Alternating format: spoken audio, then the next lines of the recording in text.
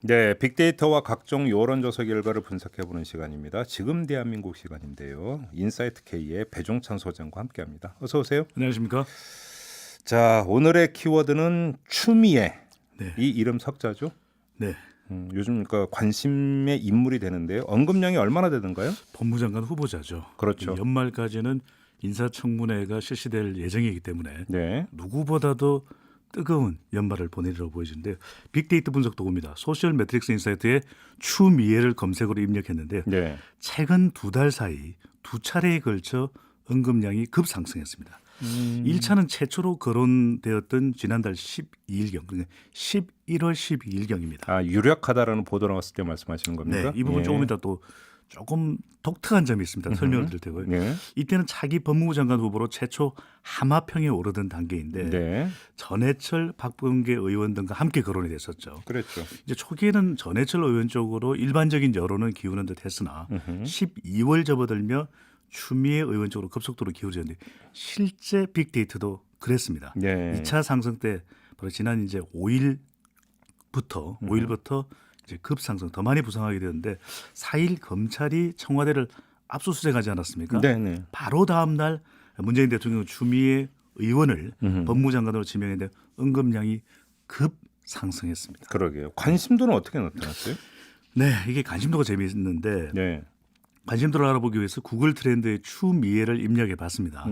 역시 마찬가지로 11월과 12월의 관심도가 매우 높았습니다. 네. 12월 관심도가 11월 관심도보다 2차가 되겠죠. 더 높고 길게 지속되는 결과로 나타났는데요. 이 한 달도 남겨놓지 않은 올해 국회에서 이제 가장 중요한 이슈 하면은 패스트 트랙인데 그렇죠. 패스트 트랙보다도 더 관심받고 있습니다. 그래요? 네. 그러니까 이게 일반 여론하고는 조금 다르다고 일반 여론조사 결과하고는 다르다고도 볼 수 있겠는데 네. 11월부터 법무부 장관 후보로 거론되었던 전해철, 박범계보다 비교되지 않을 정도로 더 관심도 높아. 네. 예, 그러니까 이 두 분에게는 정말 죄송하네요. 전해철, 박범계 의원님. 네. 시선 집중 좋아하실 텐데 의문의 일패입니다. 네.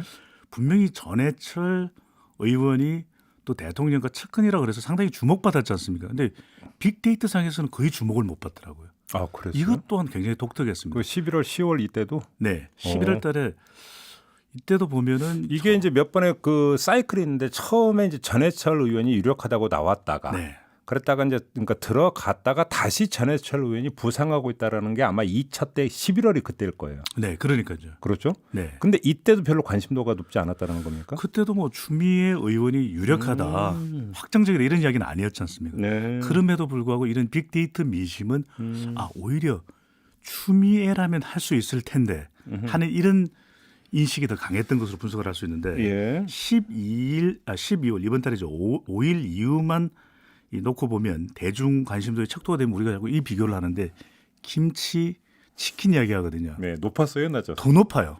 그래요? 더 높았어요. 김치 치킨보다? 네. 엄청 높은 건데 그러면? 이게 추미애 의원 인생에서 이렇게 관심을 받았던 적이 있을까 하는 생각이 들 정도로. 뭐 당 대표 뭐 선출되고 있으니까 혹시 모르죠. 그때는 어땠는지. 글쎄요, 그때 이제 그슬로 올라오면 또 어떨지 모르겠는데. 뭐 그냥 뭐, 네. 뭐 너무 지난 얘기니까. 네. 네, 생략. 네. 아무튼 연관은 어떻게 나왔어요? 네, 소셜 매트릭스 인사이트 분석에서 추미애를 검색으로 연관어를 분석을 해봤는데요.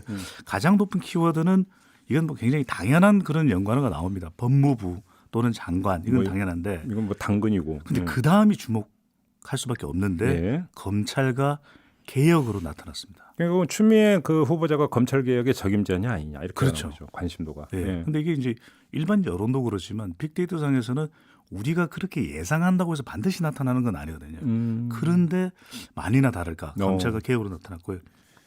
그다음에 정치 세력과 관련된 연관어는 소속 정당인 민주당으로 나타났습니다. 이것도 뭐 어쩌면 당연한 네. 현상이고. 네, 굉장히 주목을 또 이게 할 수밖에 없었던 것이 저는 인물 연관어가 제일 재밌거든요. 근데 예. 추미애 장관 후보자와 관련된 연관어로는 정치적 인물에 대한 연관도가 매우 높게 나타났습니다. 사람과 관련성이 높았는데 대통령, 조국 전 장관, 뭐 여기까지는 그럴 수 있고. 이재명 경기지사가 나타나요. 이재명 지사가 왜 나타나요? 그러니까요. 이게 네. 조금 이따 다시 설명드리는데 예. 검찰 또 개혁의 주체이기도 하고 대상이기도 한 윤석열 검찰총장도 연관도 높게 나타났는데 네. 보통의 정치인 경우에는 특정 사안이 등장하거든요. 음흠. 가령 뭐 단식이다 네. 또는 아니면 법안 통과다 뭐 등등등인데, 근데 이 특이하게도 추 장관 후보자는 특정 사안 연관도가 거의 없는 것으로 나타납니다. 별로 연관되지가 않아요. 특정 사안이 없습니다.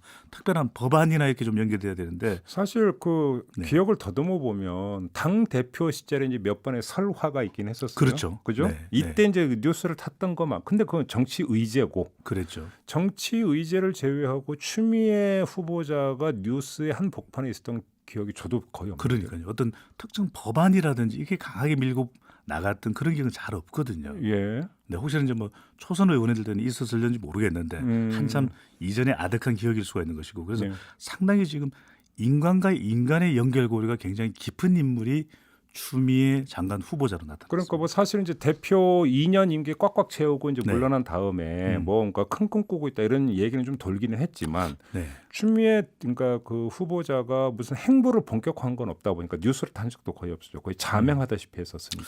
그러니까 보기에 따라서 좀 다를 수가 있는데 한편으로는 대선에서도 승리를 했죠. 당 대표로. 그렇죠. 그리고 지방선거 압승을 했잖아요. 그렇죠. 숨어 있는 선거에 여왕입니까?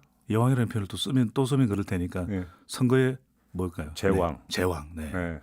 그런 이 연결고리도 가능해지는 아, 것이죠. 네. 또 보자면 그렇게도 볼 수 그러니까요. 있겠네요. 예. 인사청문까지 통과하면 예. 또 연타석이 될 수 있는 것이고. 근데 어떤 시운이라고 하는 것도 좀 있긴 하죠. 네, 그러니까요. 아무튼 네, 근데 이재명 지사가 지금 연관 인물로 등장하는 이유가 뭐예요? 그렇습니다. 인물만 따로 떼어놓고 분석하면 이제 흥미로운데 네.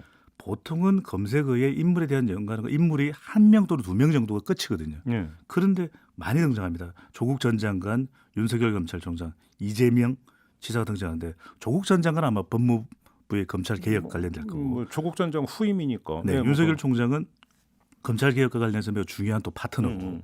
근데 지난 지방선거에서 추미애 당 대표가 이재명 경기지사를 전폭적으로 지원한 일이 있었거든요. 근데 이 부분에 대해서 상당히 많은 이들이 관심을 가지고 있더라고요. 그래서 예. 이 가족 구설에 시달렸던 이 지사를 앞장서서 두둔하면서 스스로 각종 비난의 뭐 방패막이가 되기도 했었는데. 이때 이제 엄청 논란 빚을 때 얘기하는 그러니까요. 거죠. 예. 근데 이재명 경기지사가 또 이 판결을 앞두고 있지 않습니까? 그렇죠. 그런데 이제 법무부 장관이 될 겁니다. 그러니까 두 사람의 이 케미가 계속 어떤 식으로 연결될지도 궁금해지는 대목인 거죠. 그게 또 그렇게 연결이 되나요? 이재명 그러니까요. 지사가 대법원 최종 판결을 지금 앞두고 있는 상황이고 네, 추미애 의원은 법무부 장관 후보자가 됐고 네. 어떻게 연관이 되는 건가? 그러니까 사람들이 여기에 관심을 두고 있다. 야, 이것도 상당히 그러니까 눈길을 끄는 대목인데요. 지방선거 때도 보면은 김경수 지사하고는 등장 안 해요. 김경수 지사는 등장 안 합니다. 네. 뭐 최문순 지사도 등장 안 해요. 인물은 이재명 경기지사가 등장하더라고요. 알겠습니다. 근데 감성 분석은 어떻게 나왔어요? 추미애 후보자에 대한 감성 분석은 지명을 앞두고 이 지난 11월 달에 1차 거론됐을 때 상당히 부정적이었습니다. 그랬나요? 부정적이더라고요. 네. 부정적이면서도 언급량은 많았습니다. 그런데 지금 현재 이제 12월에 접어들면서 후보 지명을 앞두고는 이제 이 긍정적인 감성이 부정보다 2배 가까이 더 높게 오. 나타났는데 예, 2배까지는 아니지만 긍정보다 더 높게 나타났는데 최근 들어서 이제 지명받고 난 이후에 이제는 인사청문회를 앞두고 있는데 추미애 후보자의 이미지 자체가 매우 개혁적이다, 추다르크다 이런 긍정적 이미지가 더 많이 또 이게 붙어 있는 걸로 보입니다. 부정적에서 긍정적으로 돈 결정적인 이유가 있을 거 아닙니까? 근데 결국 이미지가 되겠죠. 이제 감성이 이제 연관어를 분석을 해보면 그런 이유를 조금 더 구체적으로 분석을 할 수가 있겠는데 1차 거론될 때만 하더라도 과거의 뭐 설화라든지 이런 것들이 이제 재소환되는 그런 현상으로 나타났거든요. 그러다 보니까 추미애 이 후보자에 대해서 과연 검찰 개혁이 가능할까 이런 좀 꼬리표가 달렸었는데 12월 접어들면서는 요 한 달 사이 상당히 이미지 관리를 잘했다고도 볼 수 있겠는데 또 대통령이 임명한 것도 굉장히 이 중요한 기준이 될 수가 있는 부분이고요.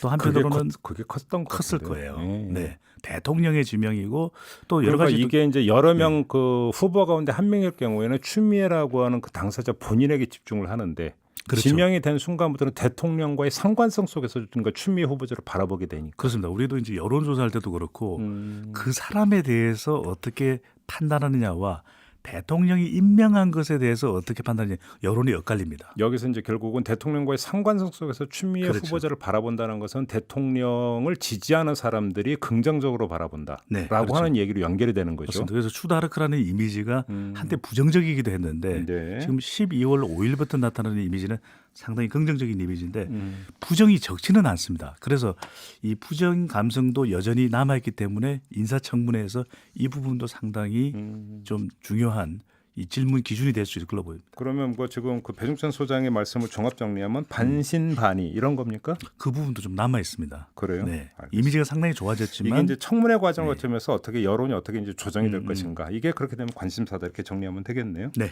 알겠습니다. 이렇게 마무리하죠. 배종찬 소장과 함께했습니다. 고맙습니다. 감사합니다.